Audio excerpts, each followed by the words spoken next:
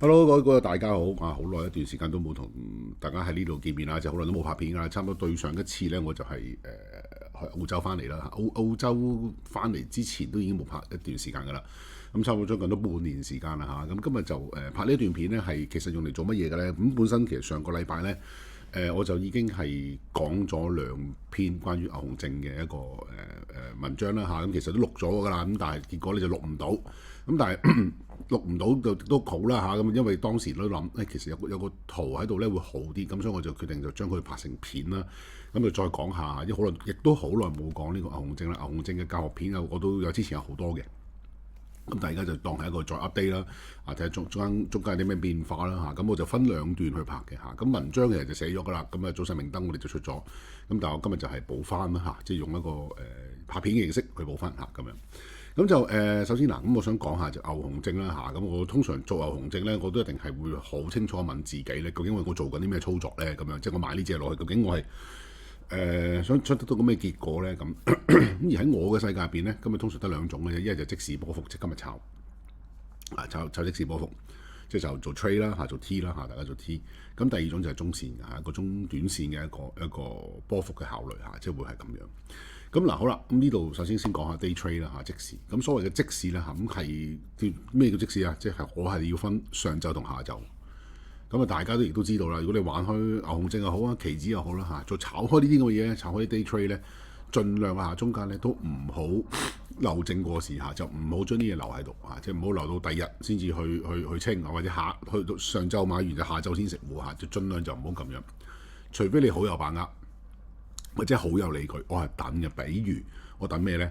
我等匯豐出業績咁樣嚇，我等匯豐出業績，咁我就匯豐前我就即係業績前啦嚇，揾個低位或者浮沉沉嗰時，我就買隻牛仔咁樣嚇，搏個業績好嘅咁樣啊。咁你知你搏緊乜嘢啊？咁你咁做 OK 嘅嚇，冇輸會贏，咁你知道自己係咩回事，唔係話我冇嘢做買啦。咁其實好多人呢都會有呢個情況嘅，就係。好似買六合彩咁，我搏下啦，買啲搏下啦，睇可能就開大咧，可能開細咧咁樣，細跌啦，大升啦，即係會咁樣嘅喎。我都識唔少人係咁樣，咁但係咁樣咧，通常就輸嘅嚇，多數都輸。即係佢冇一個，即係雖然呢啲嘢都係冇辦法你百分百去估計咧，但係咧你都冇一個策略性去 control 你自己嘅注碼嘅時候咧，好多時咧都係輸嘅嚇咁，即係。呢樣嘢係亦都係要知道，就唔過市咧，係你做 day trade 其中一個守則嚟嘅。咁然後盡量亦都係你假設朝頭早買咗，或者食完飯翻嚟買咗，你收市前你都清咗佢，就更加唔好過夜嚇咁樣。呢個係一件咁樣嘅考慮啦。咁而即使嘅盈利模式咧，最好就係一種累積型。咩叫累積型啊？其實好多人都忽略咗兩個點嘅，就係首先我哋永遠唔會知道咧每一次嘅升跌幅咧有幾多，你係唔知嘅嗱，你係唔知嘅。咁呢個呢係我哋唔可以控制到嘅事情，因為好多時都成日都講即係好早期我哋有啲心態片或者講呢啲咁樣嘅策略嘅時候，好多時大家都係認為你買落去嗰下呢，你想要嗰個點呢，佢就會去到嘅。其實係唔會，其實唔會。所有嘅技術指標，所有嘅嘢呢，都係一樣嘢，就係眾人意志，係嘛？係大家都有嗰個方向呢，嗰個指標先會成立。呢樣嘢佢唔係一個邏輯，佢只係一個參考點嚟嘅。佢只係一個參考點，佢即係話俾你聽，去到呢度我做乜，去到嗰度我做乜，係咁樣嘅，即係一個短期目標啦，或者一個短期嘅一個 mark 咁樣啦嚇，一個咁樣嘅考慮嚟。佢唔會話每一次話俾你聽，黃金比例一定就會去到618咁樣。即係我哋成日都講黃金比例，好多時反彈都會彈50，彈50係一個大概率。我哋曾經即係有一段片，我哋都講過好多講過呢個統計㗎嘛。我做過呢個統計。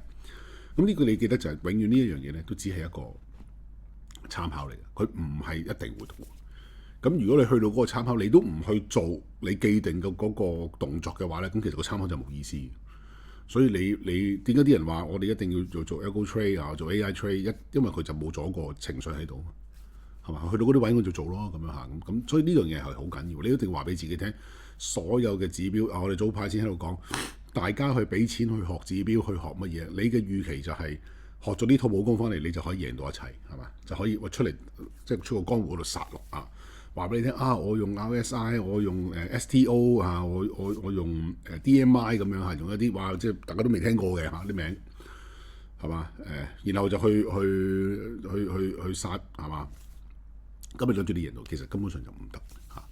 嗰啲都係有啲參考嚟嘅即係背馳可以背馳200次咁樣係嘛？即係佢先跌。但佢有冇代表性咧？佢有代表性嘅。但係佢係咪一定代表中啊？唔係。但係你要知道你自己做緊乜嘢，所以呢個你係要明白。你每一次嘅升跌波幅你買咗佢就一定會升到150點㗎啦，咁我就賺錢啦，咁係做唔到嘅呢樣嘢，係冇辦法，永遠都冇辦法做到嘅。所以往往你以為你自己控制緊佢咁其實你以為睇得好準，最後咧點咧就係由贏變輸咯。好多時係咁㗎。你即係譬如我又買咗我要買啱個位買啱㗎，咁跟住佢升啦，升。跟住我諗住，我想食15格，我覺得應該都要食15格嘅咁樣。點知佢去到12格咧，佢就唔聽話，浮沉，轉個頭噗一聲跌落去，係嘛？咁跟住最後咧，你又唔肯走喎，係嘛？最後點啊？變成就係由贏變輸，輸倒翻輸轉頭，見無數咁多啦，即係包括我自己早期都係會咁樣嘅。所以你基本上其實應該點做咧？即係基於經驗啦，你應該每一次操作嘅時候咧，你一早就釐定好你止賺嗰個水平，set 好個價格咧，等成交係最好嘅。你唔好貪，咁而呢個水平咧，一般咧係2R 3R 啦，咁即係咩意思啊？即係譬如你可以輸1蚊，咁你咪贏大約賺2蚊至3蚊到啦，唔係倍，呢個唔係倍數你嘅利潤嘅倍數利潤同埋輸嗰個倍數你明白個意思？即唔係我買100蚊，我要贏200蚊，即係贏足200蚊我先走，唔係咁嘅意思即係我當中嗰個格數，即係我可以輸1格，咁我咪呢一個升浪我買落去嘅時候就判斷佢有冇2、3格咯。有2、3格我就做咯就咁樣咯。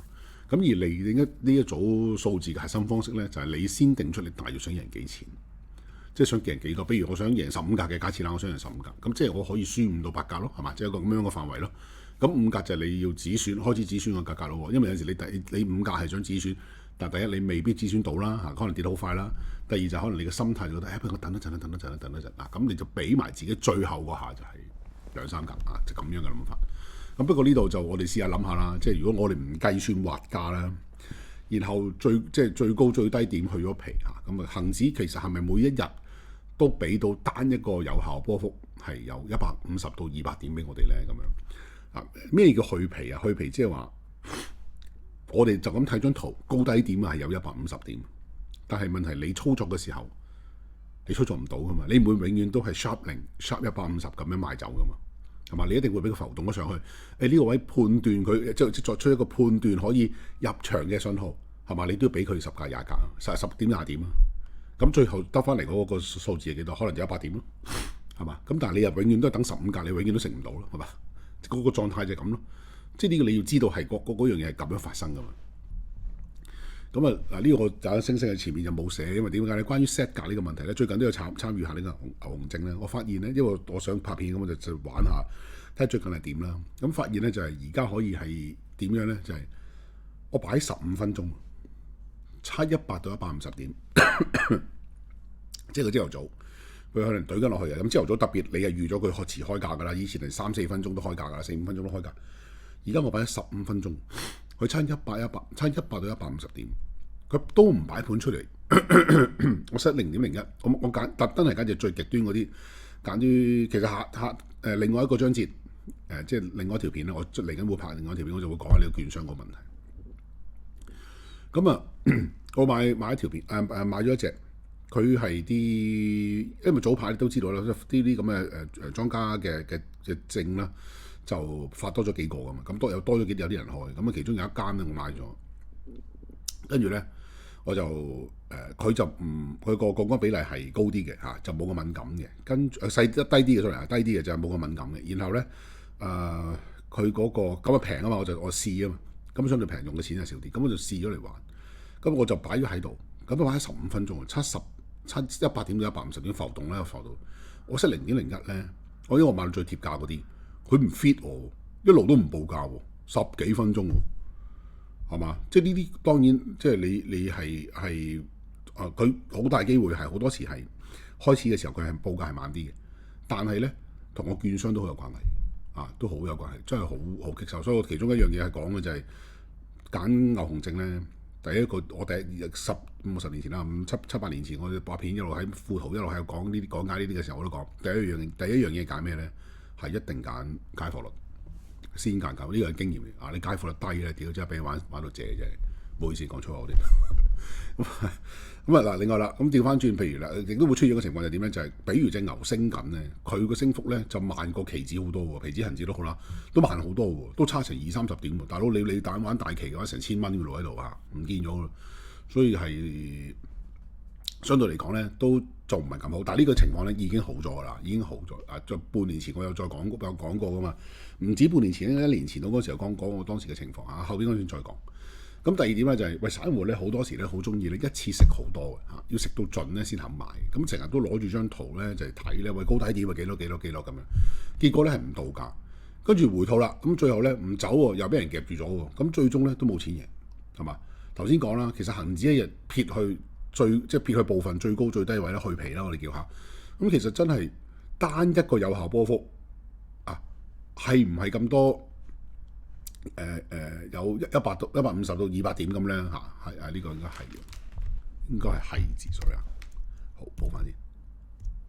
好，咁就好啦。咁點解頭先講啦？點解要去皮就係因為你實際操作嘅時候咧，你要睇信號噶嘛。咁信號喂確定咗，自然咧即係已經係可能已經轉咗啲向啦，係咪？已經升嗰啲啦，或者佢跌咗啲啦嚇，會咁樣噶嘛。咁所以其實你只係攞住張圖啊，同你講話喂高低點幾多波幅啊，你可以食到幾多啊？嗰啲咁嘅老師咧，其實佢應該實際經驗操作都唔多。其實我以往都成日講啊，你下半場買咧，你就唔好買咁多點，因為好多時一滑價咧就唔見上下唔見三格，你就玩完，即係冇意思，贏唔到嘅。即係你講緊你嗰嘢跌唔到70-80點、80-90點，你唔玩得嘅，係嘛？你玩唔到嘅。中間我食5格都係咁，如果你食3格，你咪好薄，係咪？你跌1-2格，你係唔會走噶嘛。咁你食先食得3格，所以呢啲就你要明白下半場。我當時成日都講話唔好，盡量唔好玩啦。下半場係嘛，就咁樣咯。或者咁講啦，呢啲即係人哋好勁啦嚇，勁到唔識輸咁，佢次次都管得啱啦。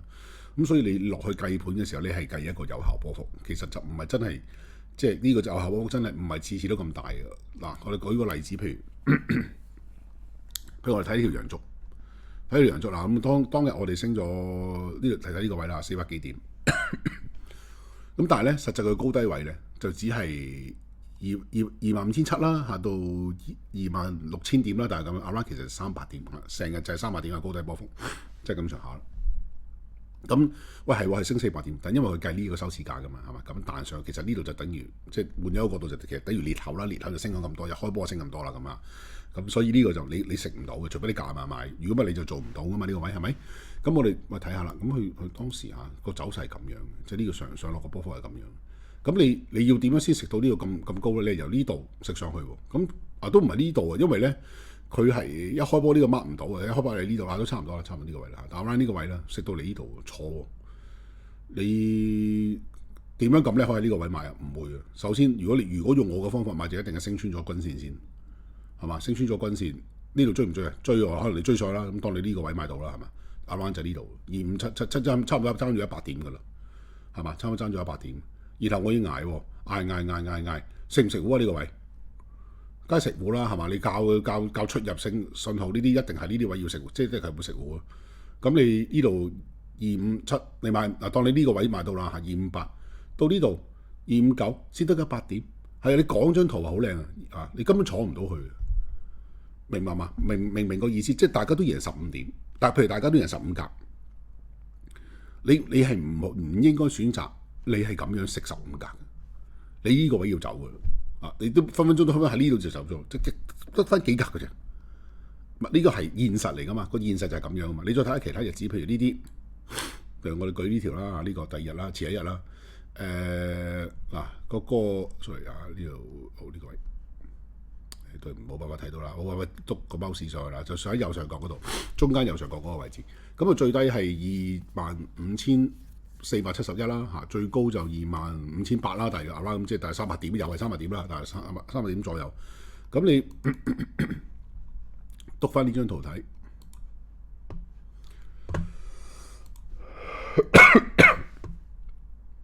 你要喺呢度食到嚟呢度係嘛，先叫食晒300點。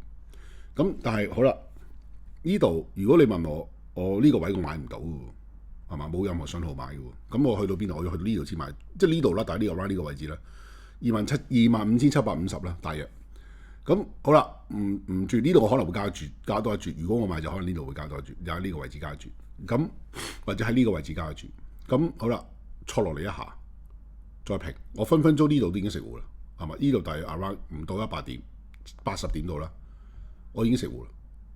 咁我了不起，我坐多下，我覺得我通常會兩次震盪嘅，咁兩次震盪，再落埋嚟，咁然後呢度開始有少少信號，係嘛？咁我就好啦，咁我揼埋呢口喺呢個位置度啦。咁呢度咧先至叫到咧100點到啫，先叫100點到。咁你要捱喎，你要咁樣捱喎，你要咁樣捱喎，你捱到幾點啊？捱到由呢個朝頭早嘅呢個位置啦，10點鐘到啦，係嘛？好冇？捱到捱個幾鐘，個半鐘。呢度然後呢度磨喎，咁你過時啦。即係你除非又話，我唔係㗎，我朝頭早我就咁樣倒嘅，我就買咗一次之後咧，就食飯前15分鐘我就買㗎啦，或者咩情況咁啊？咁你除非咁倒啦，如果唔係咧，你贏唔到，你贏唔到，即係你做唔到呢啲位，呢啲都係嘅。你隨便攞一條咁，譬如攞呢條啦，咁呢條啦，最低價258啦，25821啦，跟住最高係26188，咁啊呢度 around 又係300點。有冇300點啊？都300點到啦，啱啱300點到啦，唔到300點啦。咁大概咁上下。好啦，咁你諗啦，我邊個位置會買咧？我呢個位置會買，會唔會係雙底會買啊？今日升穿，去到呢個位置坐一坐，佢又過得到，咁啊會坐到嚟呢度坐到嚟呢度，呢度咧可能呢個位置咧就已經走啦。咁呢度26000啦，26000幾啦，點樣去頭去尾噶嘛？咁呢度都其實都100點，係嘛？呢啲位置都100零點啦，150點咁啦，咁你去頭去尾咪一次咯，做俾你做到，坐到嚟呢個位其實就難㗎啦已經。咁調翻轉咧，呢兩個位會唔會做翻低咧？會有機會做翻低，但係呢度可能都會有啲震盪。即係如果我個方法啦，咁好啦，坐穿呢度我就會坐落去啦。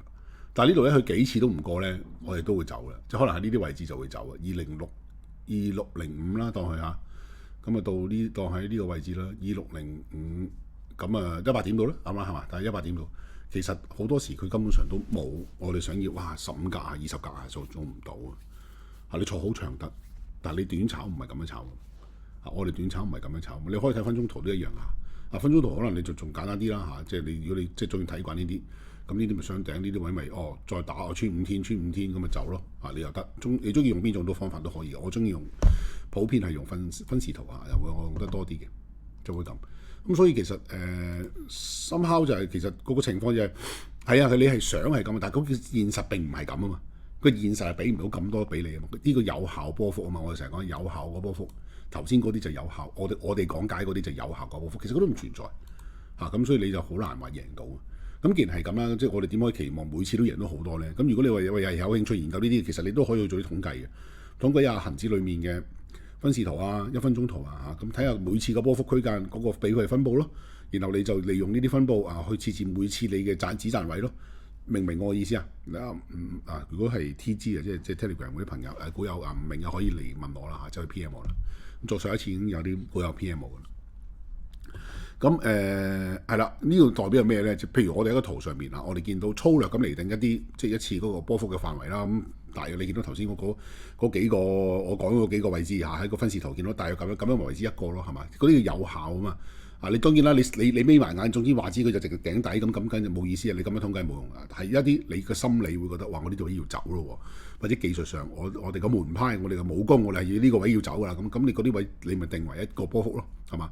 然後你睇下，譬如一次60點嘅波幅，原來有8次；70點嘅波幅有77次；100點嘅波幅有78次；150點嘅波幅有12次咁樣。咁然後你咪知道每次理論上其實食5到7格係一個比較有把握嘅範圍啊嘛。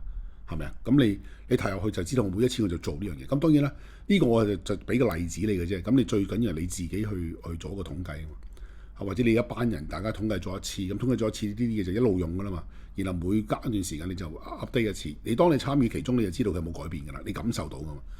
咁所以你唔係話我想佢150點，然後我等去到150點，係咪？我唔係咁樣噶嘛。我應該係做一個統計，喂5到7點食，然後等下一個機會。又係呢啲咁嘅價位，又係呢啲咁嘅幅度，又食5到7點。一日收工落嚟食咗100幾點咯，食咗10零格啦，咁食咗10零格啦，咁樣咯，係咪啊？輸嗰個就輸咗5、6格咋咁樣，咁你咪長遠落去，你咪有錢贏咯，由頭到尾我都係講係呢種方法嘅。呢個係可以，呢種方法係可以幫我哋實際操作到，係真係你操作到嘅，同時都可以調節埋個心理啊。最少你面對咗個現實先，即係好似而家人人咁樣，你睇到人哋為咪買樓啊低炒啊炒底啊炒底呢個底在抄底，即係喺個買平下嗱，我翻嚟啦銀主盤咁樣嚇，贏5球啊咁樣。喂，但係實際上咧，個啲樓咧都係跌定咗啫，而家都冇話升好多噶嘛嚇，好大部分嘅樓盤你睇到，可能係從個最低位上嚟5%。嗱，咁你首先你要確保你最低位買到喎，係咪？你買唔到中間先至入場嘅，咁你而家都等緊下一個升幅噶咯喎，冇嘅話咧，你啊瀨嘢噶咯係嘛？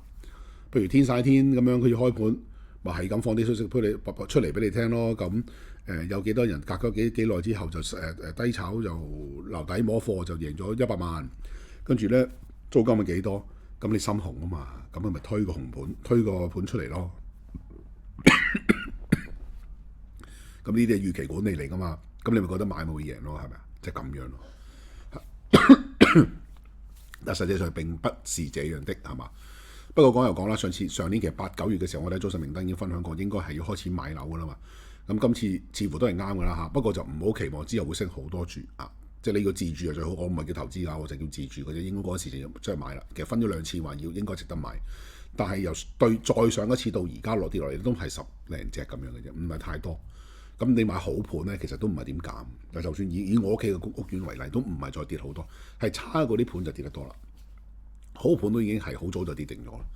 咁所以你當時就估計係咁樣啦嚇。咁跌定即係而家就叫跌定咗差唔多。咁你話2026年，我覺得都仲有一個入市機會嘅啊。咁但係之後個價格應該就普遍比而家要高啦嚇。咁但又唔會高到去邊啊？即係所以你買自住就 O K 啦。投資我就覺得唔好啦。如果你用埋最近大火嗰個考慮，其實我成日都講，其實好多嘢係你預計唔到，但係個風險一嚟咧，你要 bear 好多嘢。所以就唔同以前你買佢係有一個升幅啊嘛，你而家買佢啲人投資，所謂嘅投資就係覺得收息，即係賺嗰個租金，但係值唔值得咧？即係你要好好考慮呢樣嘢。樓係會舊，我1、2年前已經講買唔落手就係啲樓好舊，越舊你就越多嘢要去考慮，你將來嘅使費你估唔到嘅，係嘛？再加上而家入嚟住嘅人嘅質素有冇差別咧？咁呢啲你都要考慮啦。咁所以根據上面嗰個考慮啦，其實如果我哋 day trade 嘅話咧，我贏15格咧，我會選擇係5+5+5或者7+8咁樣考慮，就而唔係死等15格咯。雖然呢啲理論係咁講啦，但係落到場嘅時候咧，即係都唔會係下下咁如意嘅。所以有時候你連5格都冇咧，只係得3格、4格咁咧，咁但係又冇咩信心嘅時候咧，咁我覺得你食咗佢咯嚇，應該要咁樣，千萬唔好俾壓力自己啊，即係好重要嘅啊，唔好責怪自己，覺得自己點解咁冇膽啊、冇用啊、唔食盡啲啊咁樣啊，你唔好聽嗰啲人講嘢，即係我成日都講嘅。以前啲人我副圖都講過，寫咗條片，寫過一篇文章講，其實有陣時唔好成日去晒單嚇，因為咧你要明白，你贏錢咧，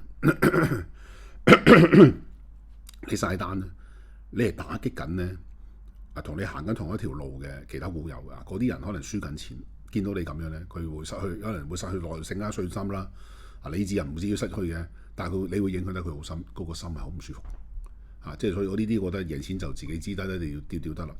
係嘛？咁會好啲。如果唔係咧，有啲人睇到咁樣，點解我贏唔到咧？咁佢責怪自己，咁佢就越輸越多。即係唔好負面影響幾大㗎。因為我都會見到有啲人同我傾偈嗰時講呢啲嘢。咁其實我已經17、18年嗰時係咁樣講。咁所以千萬你短炒啦就唔好去太過責怪自己啦，唔啱係嘛？最緊要心態要良好。即係如果你心態一唔好咧，即刻就自毀叛備嚇。只要我哋贏到錢咧，就冇人可以話你嘅。更何況咧，呢個難度咧，只有你自己先知。你應該好明白，所以你甚至乎應該係讚自己添，贏2格咪2格咯，點啊？我走得到啊，係嘛？同輸嗰啲比咧，我算叻㗎啦，咁樣嚇，即係咁樣嘅心態係啱啲咯。咁最後一個關於短炒嘅總結啦。sorry 係上個禮拜就病嗰就錄得唔好，就唔想呢啲片我擺上去，咁我就唔想急差啊。結果今日都仲係病緊，好翻㗎啦，好翻啲㗎啦，跟住又再嚟過啊，即係爭1、2日啲陰功。咁 anyway 咧嚇，咁係啦，短炒嘅總結咧就係即係我覺得係最重要啦，就係勝率唔係講賠率嘅短炒一個字講晒就準我哋要喺唔係每一下都去到，記得唔係每一下都去到，你估唔到嘅唔係每一下都落注，係你要睇啱機會，等好機會，等啱指標，自己覺得有最高勝率嘅時候先出手。你諗下，當你係最有信心、最準備得好嘅時候，你都唔能夠每次贏，更何況你乜嘢都唔做，隨隨便便咁就落，諗住下下都要追到嘅，佢又點會贏得到錢？係嘛？你做到最好，你都唔一定贏啦。所以記得即係一定係要等機會、等指標嚇，咁樣先至係短炒之道。咁而散戶咧會輸錢，其中一個原因咧就係因為佢哋不停幻想機會啊，就唔係等待機會、觀察機會啊。我都係散戶之一，我呢個冇貶義嘅。不過咧，確實咧，我哋係會遇到呢啲好實際嘅問題，真係成日都會遇到咁樣，即係會成日覺得啊，覺得係咁，覺得係咁唔好啊，即係你等待機會啦。咁呢一啲嘢講當然好容易啊，但係真係做到嘅人咧就非常之少。所以咧，你就算錯咧，都唔好怪責自己嚇咁。所以如果你話不如再深入啲，咪試咗10次8次啦，都唔話覺得自己唔係呢個材料咧，啊冇咁嘅時間咧，就不如咧回歸正常嘅投資算啦，你都會贏到錢嘅。所以我成日講就係你覺得你而家贏咗錢，但係你埋咗條數之後，其實你都係輸嘅可以，譬如一年咁樣咁計。但係咧，如果我簡單，我淨係年頭買隻唔多乜嘢，最簡單嘅我淨係買隻300啦。我哋嗰陣時成日講咁300啊，最值得買嘅其中一隻咁300啦。佢都唔多啊，佢都升咗1倍。但係300咧，你係可以買好多錢喎，係咪？你可以成副身家買落去，你都唔驚輸得去邊喎。但係你買炒牛熊證咧，你可以不停咁樣搣你，等於你想搣莊家錢一樣嘅，佢又係咁搣你。咁然後你輸好多。咁但係300擺到而家咁樣嚇，當我即係高位，我哋有講過，可能7、8月啊嗰陣時，我就覺得喂差唔多走啦咁樣，6、7月、7、8月咁樣嚇。而家係捱，因為佢磨頂啊嘛。咁磨頂嗰跟住就回吐啦，咁係咁噶啦，啲物理嚟嘅。咁所以你去到呢啲位，咁你其實簡單，你都贏咗幾成啦，大幾成啦，係嘛？咁你銀碼夠大，仲分分鐘仲多過你贏牛熊證。啊，我暫時未識一個朋友啊，即係未識到一個人係因為炒牛熊證而發咗達。但係咧買正股咧，啊買中線波幅咧，買呢啲咁嘅人咧，有唔錯回報嘅咧，都有，即係輸嘅都多嘅嚇，但係回報咧。係都有，同埋佢起碼有揸拿先，即係呢個係事實嚟嘅啊。咁啊，即係呢個係即係我想講啦嚇，即係做唔到嘅你就唔好夾硬逼自己去做咯。咁第二樣嘢咩咧？就係中線波幅啦，頭先講。咁另外一種會考慮嘅就係一個以日計算嘅波幅啦嚇，咁一個中短線嘅操作啦。咁其實呢樣嘢就同一般睇正股啊嗰啲炒股票差唔多嘅考慮㗎啦。咁而選用牛熊證當然因為個成本低啲啦，即係唔使攞咁多錢入場啊嘛，係嘛？輸晒就肉即係都唔會肉痛咯嗰種諗法咯。所以呢度咧就只會係一個即係以平時操作股票嘅考慮就差唔多啊。咁同樣都應該升一 set 呢個止賺止蝕啦嚇，分批入住啦嚇，即係都係咁樣啊。冇錯，呢種操作就係即係我會成日用嘅分注策略，就係用嚟處理呢啲嘢嘅。好重要嘅嚇呢樣嘢啊！不過啊，呢度就補充一點就係啊，我都成日會俾人打靶嘅啊。畢竟係過夜啊嘛，好多嘢你預期唔得晒嘅啊。而加上咧，我出名黑仔㗎啦嚇，我買5隻嘢都係5隻咧即係分別咁樣去分5日咁樣去中新聞㗎。即係我都試過，即係5隻啊冇啦，3、4隻有嘅啊，即係中晒嘅一齊中晒。咁所以就即係你做得中線，你自己就控制注碼咯，預咗都會輸晒嘅嚇。即係亦都有個咁嘅心態啦啊！即係而家俾定一啲心理輔導大家啊，即係應該呢啲位你就應該知道自己做緊啲乜嘢，應該點樣考慮。咁第三樣就對沖啦，咁另外一種牛熊證嘅方法就係對沖啦。咁下面我哋咗幾種對沖嘅方案嘅考慮嘅嚇。第一樣嘢就係對沖倉位，咁啊即係大市不如預期嘅時候，喂會用啲衍生品去鎖定利潤或者鎖定啲虧損啦。譬如用熊仔啊對沖嗰個好倉咯，係嘛？嗰個啲喂跌緊喎，咁樣我都成倉好倉喎，買啲熊仔對沖住佢咯。或者用牛仔啊短炒下個跌市反彈啦。最近我哋咪講咯。逢高買跌啊嘛，咁啊最好嘅方法就係佢反彈嘅時候就短炒反彈，然後逢高買跌啊嘛，用呢種方案啊嘛，即係呢27000、26000幾、27000咁上下附近，我哋就講呢樣嘢。當時有分析過，咁你見恒指而家都係即係喺個下降嘅通道入邊噶嘛，咁啊下降嘅通道入邊，嗰日先講去到中軸又會有壓力又再落嚟噶嘛，咁今日應該都落嚟嘅，咁啊就突破呢度啦，突破呢個522啦，我哋就睇251出嚟251，就睇244咯，係嘛？睇呢個雙呢叫做咩？雙黃金比例啊，雙黃金比例。咁啊去到呢啲位咧，佢又可能個反彈會大啲嘅，就可能會打翻少少。但係你問我中線，我都係睇有機會去到22咯，咁有機會去到22啦。咁但係到時先再講啦。係啦，即係我係平時講啦，呢同你講呢啲。咁啊係啦，咁頭先講對沖倉位啦，咁另外就市場事件啦，即係話譬如我哋知道短期內會有啲事情發生嘅，咁我就用牛熊證去做部署啦，或者做對沖啦，呢個事件所帶嚟嘅風險啦，譬如 FOMC、OPEC 加咁樣呢啲開會啦，咁呢個咪買定咯嚇，可以咁樣做。